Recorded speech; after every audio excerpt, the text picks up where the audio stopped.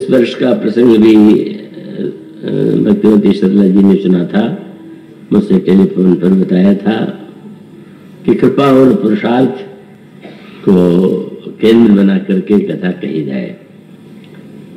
तो श्री मंत्री जी ने एक सूत्र आपके सामने रखा समन्वयवाद का।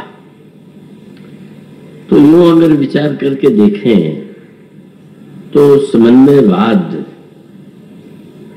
वाद नहीं है। वाद का अर्थ होता है एक पक्ष। तो जब किसी एक विशेष मत को हम स्वीकार करते हैं या उसकी व्याख्या करते हैं तो वाद।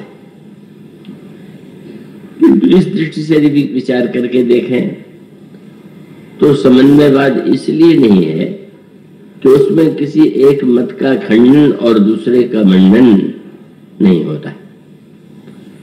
और ये कहें तो अधिक अच्छा होगा कि समन्वय जो है वो तो जीवन का सत्य है, या ये कहें कि वो तो जीवन की बाध्यता है कि हम और आप सब जीवन को यदि गहराई से देखें तो केवल श्री रामचरितमानस में ही नहीं, हमारे आप सबके जीवन का जो आचरण, जीवन जिस तरह से हम व्यतीत करते हैं, उसका तो सारा सूत्र ही समन्वय है। और समन्वय का अभिप्राय है, चाहे आप अपने परिवार को ले लें, जिस समाज में रहते हैं उसे ले लें, तो उसमें भिन्न भिन्न स्वभाव होता है, अलग अलग मत होते हैं, अलग अलग प्रकार के आकर्षण होते हैं। तो इस स्थिति में जब उन सब में हम तालमेल बैठा पाते हैं तभी तो हम परिवार में संतुष्ट रह सकते हैं। जहां ये समन्वय नहीं होता वहां परिवार में विघटन होता है, समाज में विघटन होता है। तो समन्वय तो एक प्रकार का जीवन दर्शन है, और जिसका तात्पर्य यह है कि जो समग्र सृष्टि की रचना है और उस रचना की जो प्रक्रिया है उसका तो मूल तत्व ही समन्वय है। जब ये कहते हैं कि इस शरीर की रचना कैसे हुई, तो जैसे एक सोने चांदी या तांबे की मूर्ति का निर्माण होता है, तो मनुष्य के शरीर का निर्माण कैसे हुआ। जब प्रश्न आया कि ये शरीर कैसे बना हुआ है, तो एक अनोखी बात कही गई कि वो 5 वस्तुओं से मिलकर के बना हुआ। भगवान श्री राम ने बाली के प्रसंग में ही शब्दावली, इसी शब्दावली का प्रयोग किया था कि क्षिति जल पावक गगन समीरा पंच रचित। तो शरीर की रचना 5 तत्वों से मिलकर हुई। ये तो स्वयं अपने आप में समन्वय है। इसमें पृथ्वी भी है, जल भी है, अग्नि भी है, वायु भी है, आकाश भी है। और इस शरीर में जब तक इन 5 का संतुलन बना रहता है तब तक व्यक्ति स्वस्थ रहता है, और इनका संतुलन जब बिगड़ जाता है तो व्यक्ति अस्वस्थ हो जाता है, और संतुलन बिल्कुल समाप्त हो जाता है तो मृत्यु हो जाती है। तो इस तरह से यूं कह सकते हैं कि सृष्टि ही समन्वय के आधार पर बनी हुई है, और व्यक्ति का जीवन का सही अर्थों में वह जीवित और सुखी और शांत भी रह सकता है जब वो समन्वय के सत्य को जीवन में स्वीकार करे। तो ऐसे हमारे आचार्यों में ऐसी भी परंपरा थी कि जिन्होंने समन्वय के स्थान पर एक मत को अधिक महत्व दिया, तो उसकी भी कभी कभी आवश्यकता होती। जैसे आचार्यों ने यदि किसी ने एक का समर्थन कर दिया, दूसरे मत का खंडन कर दिया, तो उसकी आवश्यकता यूं पड़ती है कि जैसे अगर किसी व्यक्ति को भोजन के द्वारा अजीर्ण हो गया हो तो उसके सामने उपवास की महिमा बढ़ा के बताई जाती है, और इसलिए बताई जाती है कि उसके द्वारा वो व्यक्ति अस्वस्थ न हो। लेकिन वो सार्वकालिक नहीं होता। अभी अजीर्ण हो गया है तो भोजन छोड़ दीजिए, पर अगर साधारण स्थिति में है तो जीवन का क्रम यही है कि न अधिक भोजन करें न कम भोजन करें। और इस तरह से हम ये कह सकते हैं कि यह जो शरीर की रचना है, जीवन है, वो स्वयं समन्वय से ही है बना। और इस संदर्भ में अगर विचार करके देखें तो कृपा और पुरुषार्थ जो इस बार प्रसंग चुना गया है, अगर बहिरंग दृष्टि से देखें तो ऐसा लगता है कि दोनों शायद एक दूसरे के विरोधी हैं। और कभी कभी लोग समर्थन और विरोध में ऐसा करते भी हैं। कुछ लोग पुरुषार्थ को ही सब कुछ मानते हैं, तो कुछ लोगों की दृष्टि में सब कुछ कृपा ही है। पर अगर आप विचार करके देखें तो कृपा और पुरुषार्थ दोनों परस्पर विरोधी नहीं है। दोनों को अगर उचित समय में सही मात्रा में उनका प्रयोग किया जाए तो ये दोनों ही जीवन के लिए परमावश्यक है। यूं कहें तो अधिक अच्छा होगा कि दोनों एक दूसरे के विरोधी न हो करके दोनों एक दूसरे के पूरक है। और इसीलिए आपके सामने जो पंक्ति अभी पढ़ी गई उसमें उस प्रसंग से आप परिचित होंगे, क्योंकि वो सुंदरकांड के अंत में आया हुआ प्रसंग है। सुंदरकांड का पाठ बहुत अधिक संख्या में करने वाले स्त्री पुरुष हैं और होंगे, तो उसका अंतिम प्रसंग सामने जो आता है उसमें इस पृष्ठ का एक जो समन्वय प्रस्तुत किया गया वही इन पंक्तियों में आपने भी सुना। प्रसंग है श्री हनुमान जी लंका जाकर के जनक नंदिनी सीता का दर्शन करके अशोक वाटिका में उनसे आशीर्वाद प्राप्त करके लौट आते हैं और बड़े व्याकुल स्वर में निवेदन करते हैं कि प्रभु अब विलंब न करें और आप लंका पर आक्रमण करें। अब उसमें एक सूत्र तो महत्व का है जिस पर आपका ध्यान मैं आकृष्ट करूं कि जितने सिद्धांत होते हैं, नियम होते हैं, उसमें कुछ अपवाद भी होते हैं। तो हनुमान जी महाराज का आकाश मार्ग से लंका में जाना ये नियम नहीं है, ये अपवाद है। कोई बिरला ऐसा व्यक्ति होता है कि जो साधारण क्रम, साधारण परंपरा, साधारण नियम, इनसे ऊपर उठ करके उसका जीवन, वो उसका जो मार्ग होता है भिन्न होता है। तो हनुमान जी का जो चरित्र है उसकी पृष्ठभूमि आप जानते हैं। जनक नंदिनी सीता का हरण रावण के द्वारा किया गया है। भगवान श्री राम यद्यपि सर्वज्ञ है, पर सर्वज्ञ होते हुए भी वे जिस क्रम से जनक नंदिनी सीता का पता पूछते हैं और उनको उन तक पहुंचने के लिए जो जिज्ञासा प्रकट करते हैं, उसका मूल अभिप्राय क्या है। और ये हम सबके लिए इसे समझ लेना परमावश्यक है। भगवान श्री राम साक्षात ईश्वर हैं, पर साक्षात ईश्वर होते हुए भी वो मनुष्य के रूप में उन्होंने अवतार लिया।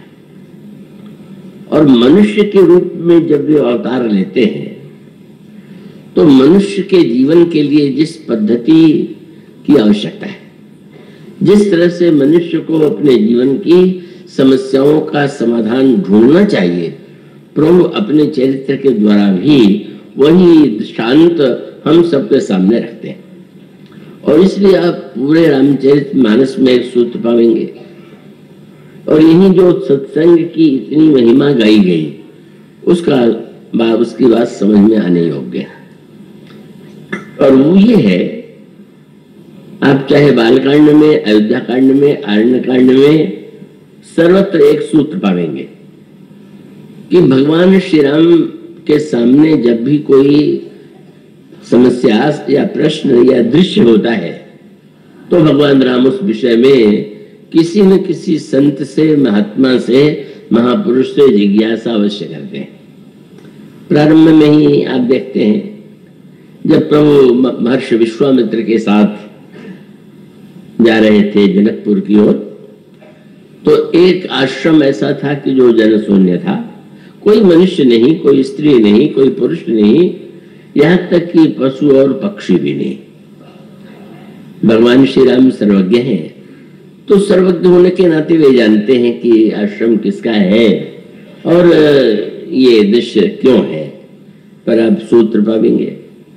भगवान श्री राघवेंद्र ने जो एक क्रम प्रस्तुत किया, जिस तरह प्रभु ने देखा, पूछा मुनि शिला प्रभु देखी, सकल कथा मुनि कही विषय की। महर्षि गुरुदेव, ये जो जनशून्य आश्रम है जिसमें एक पत्थर की शिला जिसकी आकृति नारी की तरह है पड़ी हुई है, ये कौन है? और एक ऐसा विचित्र आश्रम है कि जहां न पशु है, न पक्षी है, न कोई जीव है, न कोई जंतु है। और तब महर्षि जानते हैं, वे श्री राम को ईश्वर के रूप में समझ चुके हैं, पर इतना होते हुए भी उन्होंने उस नाटक में भगवान की लीला में सहयोग देते हुए, अब पढ़ते हैं कि उन्होंने प्रभु को ये बतलाया कि किस तरह से ये जो आश्रम है जन शून्य हुआ। वहां महर्षि गौतम की पत्नी अहिल्या निवास कर रही थी, पति की सेवा करते हुए। इंद्र के द्वारा वो छली गई और मुनि ने शाप देकर उन्होंने पत्थर होने के लिए पत्थर बना दिया। और वो जब अहिल्या को पत्थर के रूप में परिणत करने के बाद गौतम जी ने आश्रम छोड़ दिया, तो सब विद्यार्थी सब रहने वाले आश्रम से चले गए और यहाँ तक कि पशु पक्षियों से भी शून्य हो गए। और तब दो सूत्र सामने आए। जब हम संत के सामने कोई प्रश्न करते हैं तो प्रश्न का बड़े महत्व का उद्देश्य होता है। भगवान श्री राम ने जब उनसे पूछा तो पूछने के बाद उसका समाधान भी महर्षि विश्वामित्र ने ही दिया। पूछा मुनि शिला प्रभु देखी, सकल कथा मुनि कही विसेखी। और फिर निवेदन किया, गौतम नारी शाप बस उपल देह धरि धीर। और कृपा का स्वरूप वहीं से प्रारंभ हुआ। गौतम नारी शाप बस उपल देह धरि धीर, चरण कमल रज चाहती, कृपा करो रघुवीर।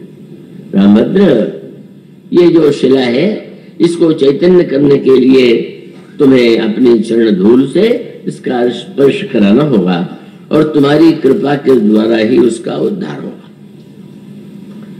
तो इस क्रम से सर्वत्र एक सूत्र आप पाएंगे और हम सब के लिए ये बड़े महत्व का है। कई बार लोग कहते हैं कि ईश्वर जब सब कुछ जानता है तो उससे कुछ कहने की क्या आवश्यकता है। रामायण में भी इस प्रकार का वाक्य कहा गया, प्रभु जानत सब बिना ही जनाए। तो अगर बिना जनाए ही वे जानते हैं तो कहने की आवश्यकता है कि नहीं। और तब स्पष्ट रूप से समझ लेना चाहिए कि ईश्वर में जो क्षमताएं हैं या जो गुण हैं, उस गुण के प्रकटीकरण के लिए आपको कहना ही होगा। आपको स्वयं अपनी ओर से निवेदन करना होगा। और तो उसका स्पष्ट ही है कि अगर भगवान सर्वज्ञ सर्वशक्तिमान ईश्वर अपनी इच्छा से का कुछ करता होता तो फिर हम लोगों के मन में तो जो इच्छाएं हैं वो जानते, वे उससे पूरा कर देते। इसलिए एक बड़े महत्व का सूत्र यह है कि आप ये मत कहिए कि कहने की आवश्यकता नहीं, कहने की आवश्यकता है।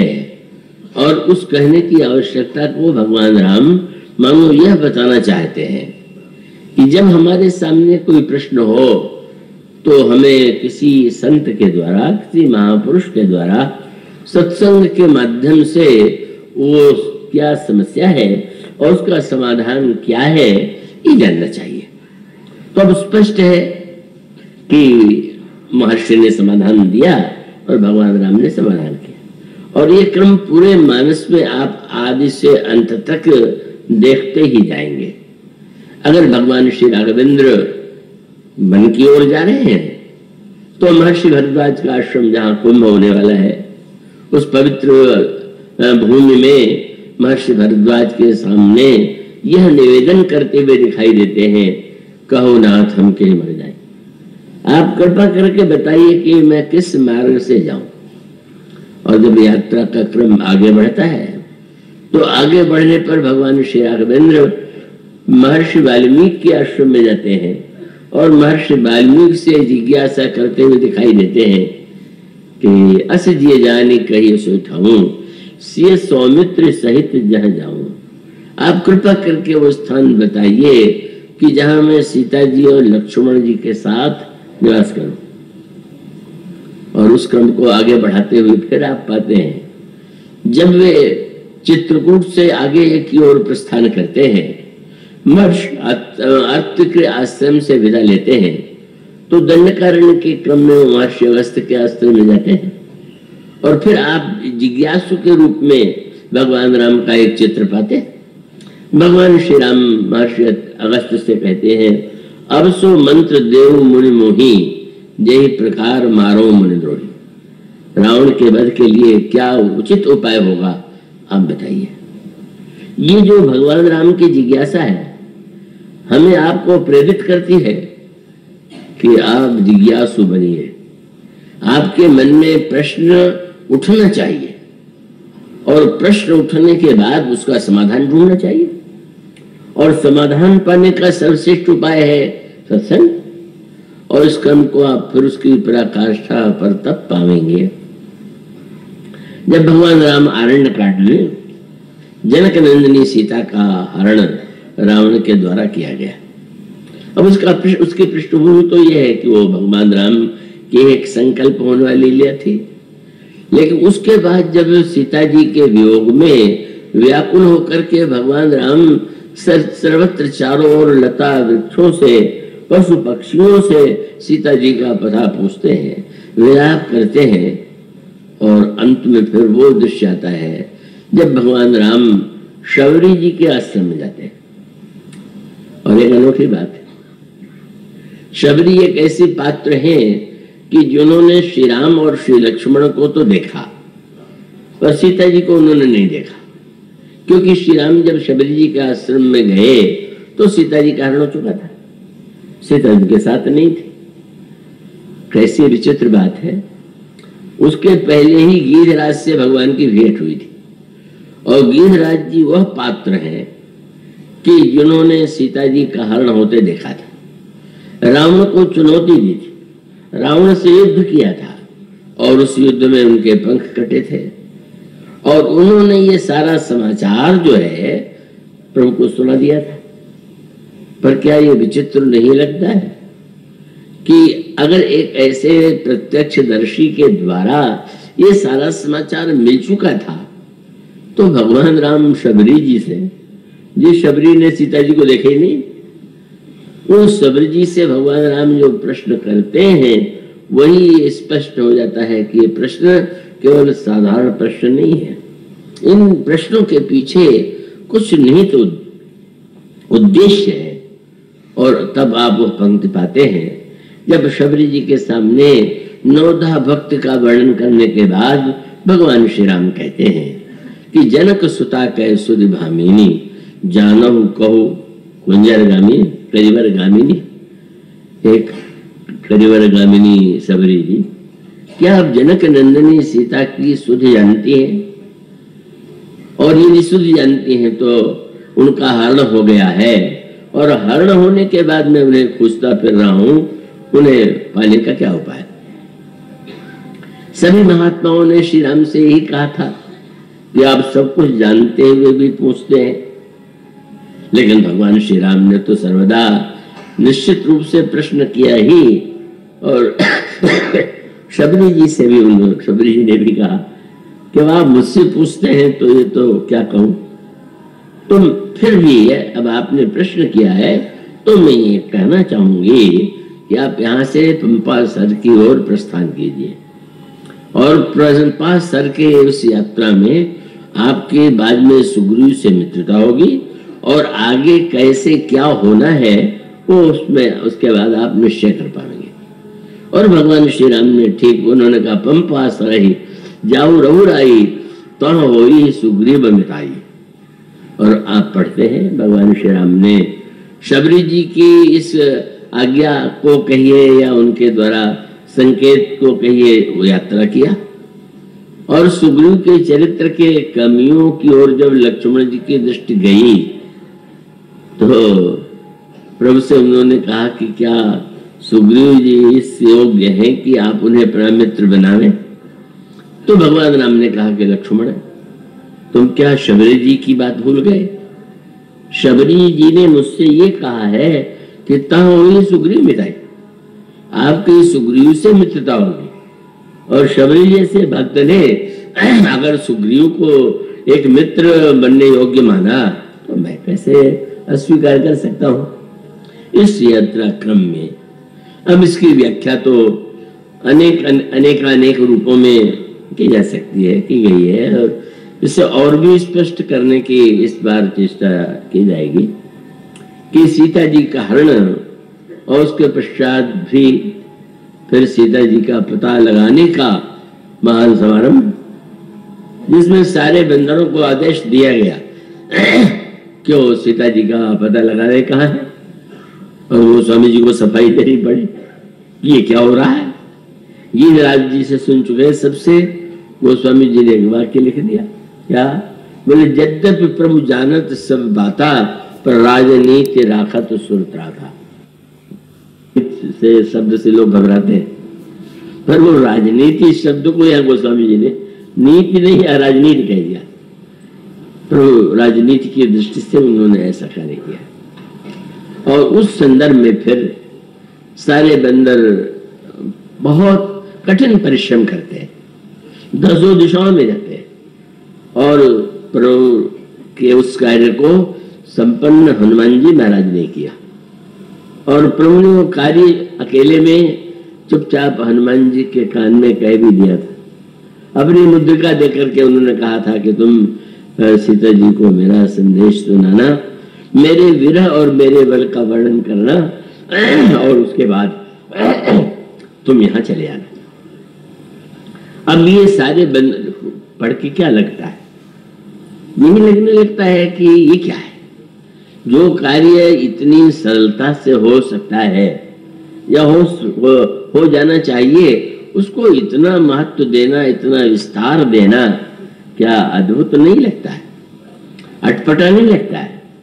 पर जब आप गहराई से विचार करके देखेंगे तो भगवान राम के प्रत्येक प्रश्न के पीछे एक दर्शन है, एक उद्देश्य है, और हम सब लोगों के लिए एक मार्गदर्शन है कि हमें जीवन में जिन प्रश्नों का उत्तर खोजना चाहिए।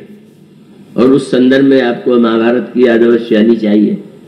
आप वो जानते हैं, पांचों पांडव वन में प्यासे, और उस प्यास की स्थिति में कहीं जल सामने नहीं दिखाई देता, और तब क्रमशः सबसे छोटे भाई को भेजा गया।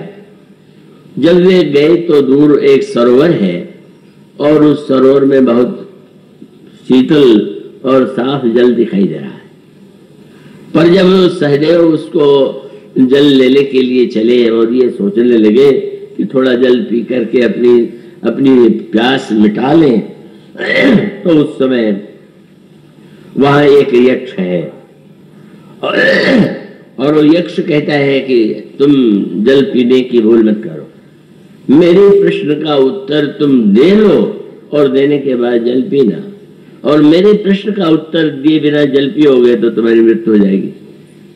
पर इतने प्यासे थे सहदेव कि वे जल पीते हैं और गिर कर मर जाते।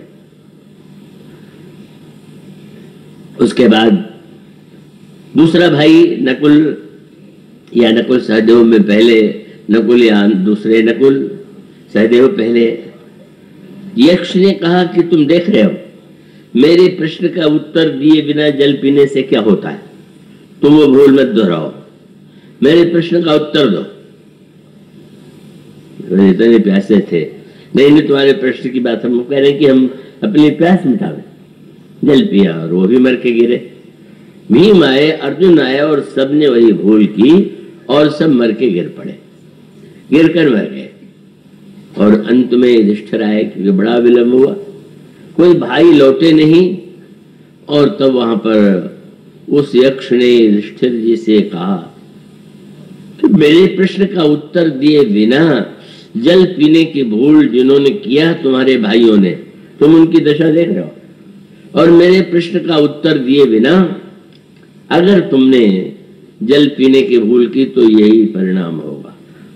और ये युधिष्ठिर के चरित्र की विशेषता वहां सामने आती है कि जहां चारों भाई जल पीने के लिए उतावले थे, वहां युधिष्ठिर ने प्रश्न किया और प्रश्न का सही उत्तर पर यक्ष ने प्रश्न किया और युधिष्ठिर से सही उत्तर पा करके फिर वो पांचों भाई जीवित हो गए।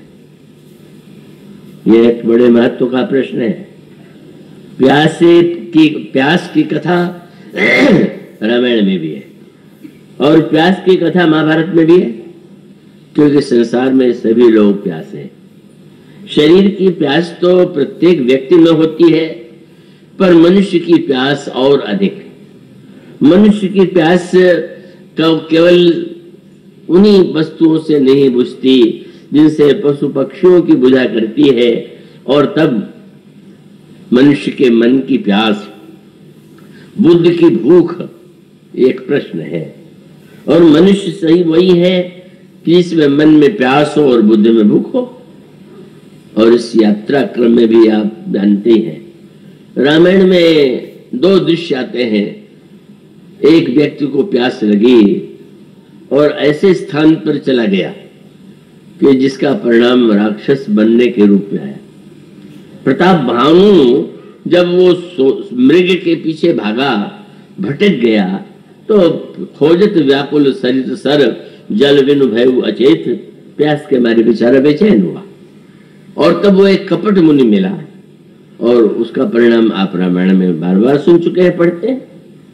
प्यास मिटाने के लिए अगर आप प्रताप भानु के पास जाते हैं, प्रताप भानु के मार्ग का अनुगमन करते हैं, तो वही होगा जो कि प्रताप भानु के जीवन में हुआ। भानु का जो नाम जिसका सूर्य से जुड़ा हुआ था, का वो अंधकार के दिशा में निशाचर बन करके अत्याचार करता हुआ दिखाई देता है। और उसी प्यास का वर्णन रामायण के अनेक अनेक पात्रों के जीवन में किया गया। और उस प्यास का सही स्वरूप, बंदरों को प्यास लगी और किस तरह से उन्होंने जल पी करके धन्यता प्राप्त किया, अपने लक्ष्य को प्राप्त किया। हनुमान जी को भूख लगी और किस तरह से उन्होंने वाटिका में श्री किशोर जी की आज्ञा से अपनी भूख मिटाई। ये सारे प्रसंग इतने अद्भुत हैं कि अगर आप गहराई से पैठ पकड़ के उनका रहस्य हृदयंगम करना चाहेंगे, तो आपको लगेगा कि इसमें जीवन के कितने सत्य का साक्षात्कार हमारे आपके सामने आता है। तो सीता जी का खो जाना और सभी बंदरों की खोज में जाना क्या बताता है? सीता जी भौतिक इतिहास की दृष्टि से महाराज जनक की पुत्री, पर अगर शाश्वत इतिहास या जनक नंदिनी सीता का जो आध्यात्मिक रूप है उस दृष्टि से विचार करके देखें, कौन है सीता जी? और जब ये कहा गया कि सभी बंदर चारों ओर उन्हें खोज रहे हैं, तो ये सच्चाई है। सीता जी की आवश्यकता प्रत्येक को है और सब जितने पूरा पश्चिम उत्तर दक्षिण जो प्रयत्न कर रहे हैं, पुरुषार्थ कर रहे हैं, वे उन्हें पाने के लिए कर रहे हैं। और वह उनके अनेक नाम दिए गए। भगवान शंकराचार्य जी ने उनका नाम दिया शांति सीता समानीता आत्मा रामो विराजते। सीता जी मूर्तिमती शांति है। और तो बड़ा सरल, क्या कोई संसार में ऐसा व्यक्ति है कि जो शांति न पाना चाहता हो? चाहे अच्छा व्यक्ति हो, बुरा व्यक्ति हो, धनवान हो, निर्धन हो, सभी को शांति की आवश्यकता है। और इसी तरह से शक्ति सीता जी के जो अनेक नाम दिए गए हैं, चाहे वो आदि शक्ति के रूप में उनका परिचय दिया गया हो, चाहे माया के रूप में उनका परिचय दिया गया हो, चाहे ये कहा गया हो कि आदि सृष्टि जय जग उपजाया सो अवतरी मोरी हमाया। मनु के सामने भगवान राम ने सीता जी का परिचय देते हुए कहा था, ये आदि शक्ति है जो संसार को बनाने वाली, और ये माया शक्ति है मेरी, और मैं जब अवतार लूंगा तो ये भी उसमें आवेंगी। ये जो भगवान श्री राम और इस क्रम में सीता जी का ये हरण क्या है और सीता जी को पाने का उपाय क्या है? और बड़े महत्व का सूत्र रामचरितमानस का ये है कि इसमें केवल एक व्यक्ति विशेष के उत्थान और कल्याण की बात नहीं कही गई। एक चिंतन वह है कि जिसमें यह है कि भाई हम अपने आत्मचिंतन में संलग्न हो जाएं और हम आत्म तत्व का साक्षात्कार करें। तो आत्म तत्व का साक्षात्कार या जीवन में परम शांति को पा लेना, योग की भाषा में सीता जी तुर्यावस्था है, तुर्यावस्था में प्रविष्ट हो जाना, ये सब कुछ है। लेकिन रामायण का जो मूल दर्शन है और जिसकी अंतिम परिणति रामराज्य है, रामराज्य का अर्थ यह है कि जहां एक व्यक्ति नहीं, प्रत्येक व्यक्ति जो है उस परम सत्य का दर्शन करे, साक्षात्कार करे और जीवन की पूर्णता से परिचित हो जाए। रामराज्य व्यक्ति परख नहीं, वो समाज परख है। और उस संदर्भ को विचार करके जब दृष्टिगत रख करके सब कैसे सुखी हो, सब कैसे शांत हो, सबके जीवन से का बुराई कैसे मिटे, तो इसके लिए श्री रामचरितमानस में, रामायण में भगवान राम के चरित्र से बढ़ करके अन्य कोई उपाय नहीं। तो इस संदर्भ में विचार करके आप देखें, जो अभी प्रारंभ में आपके सामने बात कही गई थी कि हनुमान जी महाराज जब अंत में समुद्र सीता जी को, जैसे मंदिर सीता जी को खोजते हुए स्वयं प्रभा के द्वारा जब समुद्र के किनारे पहुंचते हैं और फिर वहां पर भी सीता जी का दर्शन नहीं होता, सामने अगाध समुद्र लहरा रहा है और वही व्यंग जल लहरा रहा है, पर वो समुद्र का जल है। समुद्र के किनारे बैठ करके भी प्यास मिटने वाली नहीं है। तब एक प्रकार की निराशा आती है और तब संपाति के द्वारा यह बताया गया कि इसी समुद्र में लंका है, लंका में अशोक वाटिका है, अशोक वाटिका में सीता जी है, पर बंदरों को नहीं दिखाई देता। गिद्ध ने ये कहा कि आप मुझ पर विश्वास कीजिए, मैं देखूं तुम नाहि ने गिद्धे दृष्टि अपार, और आप लोगों में से जो इस समुद्र को पार कर लेगा, 100 योजन के समुद्र को, जो लांघई 7 योजन सागर, करे सो राम काल मति आगर। बस ये सूत्र था। सारे बंदर हताश है क्योंकि इस समुद्र को पार करना उन्हें संभव नहीं लगता है। और अंत में हनुमान जी ही उस कार्य को संपन्न करते हैं, मां की कृपा का आशीर्वाद प्राप्त करके लौट आते हैं। पर हनुमान जी की दृष्टि वही है, और वो हनुमान जी की दृष्टि गीता की दृष्टि में स्थित प्रज्ञ की महानता है, और रामचरितमानस की दृष्टि में संत की महिमा है, स्थित प्रज्ञ उसके बाद है। तो स्थित प्रज्ञ का तात्पर्य जो किसी भी परिस्थिति में विचलित नहीं होता, स्थित प्रज्ञ।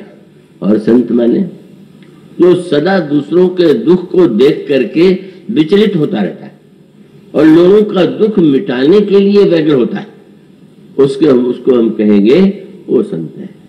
तो ठीक है, गीता की स्थित प्रज्ञता इसलिए आवश्यक है कि जहां इतना बड़ा विनाश हुआ हो वहां स्थित प्रज्ञ बन करके ही शांत रहा जा सकता है। पर जहां रामराज्य बनाना हो, अगर वहां व्यक्ति स्थित प्रज्ञ स्वयं के लिए बन भी जाए तो उसकी स्थित प्रज्ञता उसके लिए होगी, समाज के लिए तो नहीं होगी। इसलिए हनुमान जी की महानता यही है। हनुमान जी वो संत हैं कि जिन्होंने प्रभु का को सीता जी का संदेश सुनाया और संदेश दे करके कहा कि महाराज अब आप सीता कहते विपति विशाला, बिनहि कहे भल दीन दयाला, निमिष निमिष करुणा निधि, जाहि कल्प समबीति, बेगी चलिए प्रभु आनीय, भुज बल खरदल जीत। आप यात्रा कीजिए और चल करके अपने भुजाओं के द्वारा परास्त करके राक्षसों को सीता जी को लाइए। हनुमान जी को उन सारे बंदरों की चिंता है, जो बंदर वहां तक नहीं पहुंच पाए थे। और तब वो हनुमान प्रभु ने भी सुग्रीव की ओर देखा और सुग्रीव के साथ सेना लेकर के प्रभु प्रस्थान करते हैं और समुद्र के किनारे पहुंच गए। समुद्र के किनारे, इसकी व्याख्या आगे और विस्तार से करने की चेष्टा की जाएगी, पर सूत्र इतना ही है कि समुद्र के अथाह जलराशि के सामने भगवान राम बैठे हुए और भगवान श्री राम के जो मित्र हैं या जिन्हें भौतिक अर्थों में प्रभु ने मंत्री का पद दिया है, उनके सामने प्रश्न करते हुए प्रभु दिखाई देते हैं। अति राह दुस्तर सब भांति मित्रों, तुम देख रहे हो ये समुद्र सामने लहरा रहा है, कितना गहरा है, कितना विशाल है, कितने इसमें जल जंतु हैं, इसको पार करना कितना कठिन है। और निश्चित है हनुमान जी के द्वारा भी कि ये कार्य तो सीता जी तक पहुंचने के लिए समुद्र को पार करना ही होगा। और इसलिए प्रभु जो है, अभी तक तो प्रभु जिन महापुरुषों से मिलते रहे हैं वे अकेले किसी महात्मा से मिलते थे, पर आज तो मंत्रिमंडल के सब लोग बैठे हुए हैं, तो प्रभु ने सामूहिक प्रश्न, ये इसकी चर्चा अभी तो नहीं संभव है कि यहाँ पर और लंका में पहुंच करके प्रभु ने 2 प्रश्न ऐसे किए जो सामूहिक थे। एक प्रश्न तो समुद्र कैसे पार करें, और जब लंका में पहुंच गए और आकाश में चंद्रमा को देखा तो प्रभु ने मित्रों से पूछ दिया, ये आप लोग बताइए चंद्रमा में कालापन कैसे। अभी तक जितनी जिज्ञासा थी उसमें केंद्र जो है एक ही कोई महापुरुष होता था, पर आज प्रभु ने अवसर दिया और ये कहा, प्रभु ने वहां पर भी बंदरों से कहा था, कहु काह निज निज मत भाई। मित्रों बताइए क्या आपको लगता है कि चंद्रमा में कालापन क्यों है? और यहाँ भी प्रभु ने समुद्र के किनारे बैठे हुए अपने मित्रों से प्रश्न किया, तुम देख रहे हो समुद्र पार करना कितना कठिन है, कितना दुर्लंघ है, कितना अगम है, आप लोग बताइए। आपने कहा, सुग्रीव जी, विभीषण जी और अन्य जितने यहाँ विराजमान हमारे निकटस्थ श्रेष्ठ व्यक्ति हैं वो हमें बतावें कि समुद्र को कैसे पार किया जाए। और तब पहली बार वह अवसर आया जब मतभेद सामने आया, और वह मतभेद विभीषण और लक्ष्मण के रूप में आया। अब इस सारे प्रसंगों की गरिमा पर आप ध्यान दीजिए। विभीषण जो रावण के सगे भाई है, रावण वह जो श्री राम का शत्रु है, लक्ष्मण जी उनके सगे भाई है, और उनके मध्य में बैठे हुए भगवान राम प्रश्न करते हैं, मित्रों समुद्र को कैसे पार किया जाए। तो सुग्रीव तो उत्तर नहीं दे पाए, पर विभीषण सुग्रीव के पड़ोसी के लीजिए किनारे के रहने वाले थे, उन्होंने प्रभु से कहा कि प्रभु आप तो सर्वसमर्थ हैं, लेकिन इतना होते हुए भी हम यही कहेंगे कि आप जो है समुद्र के द्वारा इसको पार करने का उपाय पूछ करके आप समुद्र पार करें। भगवान श्री राम ने जो वाक्य कहा उससे विभीषण को संतोष हुआ, पर लक्ष्मण जी को अच्छा नहीं लगा। भगवान राम ने कहा, मित्र तुमने उपाय तो बहुत अच्छा बताया है, अगर दैव सहायक होगा तो सफलता मिलेगी। अब ये दैव शब्द सुनते ही और श्री राम के मुंह से सुन करके लक्ष्मण जी को तो क्रोध आ गया। बोले, मंत्र नहीं लक्ष्मण मन भावा, राम वचन सुनी अति दुख पावा। दुख नहीं, बहुत दुख लगा, और भगवान राम से स्पष्ट कह दिया, ये दैव शब्द क्या आपके द्वारा बोला जाना चाहिए क्या? ये तो आलसी और निकम्मे लोग, यही वो पुरुषार्थ का स्वर है। तो लक्ष्मण जी ने प्रभु से कहा, आप क्या कर रहे हैं? नाथ दैव कर कौन भरोसा, सोखे सिंधु करिए मन रोसा। नाथ दैव कर कौन भरोसा, सोखी सिंधु करिए मन रोसा। कादर मन कर एक धारा, दैव दैवाल से पुकारा। और तब वो सूत्र आया, एक और पुरुषार्थ है, साधना है। भगवान श्री राम ने के सामने 2 विरोधी मत हैं, और वो दोनों विरोधी मत 2 विरोधी व्यक्तियों के द्वारा आए हुए हैं बहिरंग अर्थों में, पर भगवान राम का जो समन्वय सूत्र था और उसकी परिणति यही है कि आगे चल करके समुद्र पर सेतु बांधा गया, और उस सेतु बंधन में सारे बंदरों ने पुरुषार्थ किया, और बाद में भगवान राम ने अपने कृपा के द्वारा भी सेतु का निर्माण किया। यह पृष्ठभूमि मानो भगवान राम के उस समन्वय को परिचित करती। लक्ष्मण कहते सुखा दीजिए, भीषण जी कहते प्रार्थना कीजिए, और भगवान राम एक और विभीषण से कहते, वाह मित्र तुमने बहुत अच्छा उपाय बताया, पर वो दैव सहायक होगा तभी तो सफलता मिलेगी। और लक्ष्मण जी कहते हैं, क्या होता है दैव? सब कुछ पुरुषार्थ है, सामर्थ्य है, आप सुखाइए। मानो इस प्रश्न को, इस लक्ष्मण जी के उद्वेग को सुन करके भगवान खूब हंसे और हंस करके उन्होंने कहा, सुनत भैंसी बोले रहो वीरा, ऐसे ही करब धर्म मन धीरा। तुम जो कह रहे हो, लेकिन थोड़ा तुम मुझे शौर्य की दिशा में प्रेरित कर रहे हो, तो मैं तुम्हें धैर्य की ओर दिशा में, सौव्रज धीरज तेरथ चाहा। तुम मुझे कहते हो कि सुखा दीजिए, ये शौर्य है। मैं तुमसे कहता हूं कि ऐसे करब धरो मन धीरा। यह जो प्रसंग है, मानो यह सूत्र देता है कि यदि हम सीता जी को पाना चाहते हैं और जानना ही पाने की इच्छा होनी ही चाहिए, तो उसके लिए हम पुरुषार्थ का आश्रय लें कि कृपा का आश्रय लें। कृपा और पुरुषार्थ, इन दोनों का व्यक्ति के जीवन में क्या महत्व है, क्या रूप है, कहाँ पुरुषार्थ और कहाँ कृपा और कहाँ दोनों का समन्वय, इस प्रसंग के माध्यम से जो प्रस्तुत किया गया उसकी चर्चा कल से प्रारंभ करेंगे। आज इतना ही, बोलिए सिया।